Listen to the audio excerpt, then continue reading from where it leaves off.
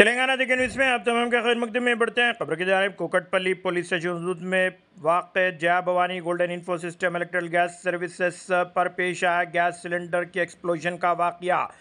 बताया गया कि गैर कानूनी तौर पर गैस की रिफिलिंग के दौरान पेश आया हादसा, जिसके तमाम तर मनाजिर CCTV फुटेज में कैद हुए। बताया गया कि इंजर्ड पर्सन को इलाज की गर्ज से एक प्राइवेट हॉस्पिटल में शरीक करवाया गया। अगर अभी तक आपने ये चैनल को सब्सक्राइब नहीं किया तो फौरी कर लें। आलमी मुल्की रियासती मुकामी खबरों के लिए देखते रहिए आपका अपना चैनल तेलंगाना दिक्कत न्यूज़।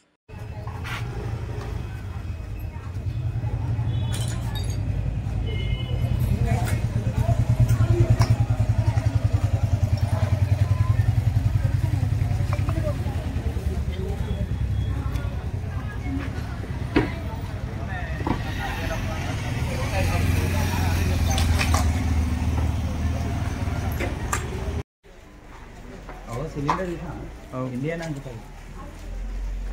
इंडियन है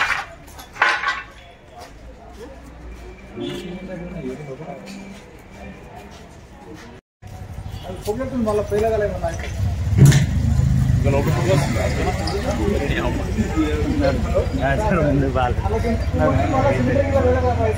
ముందు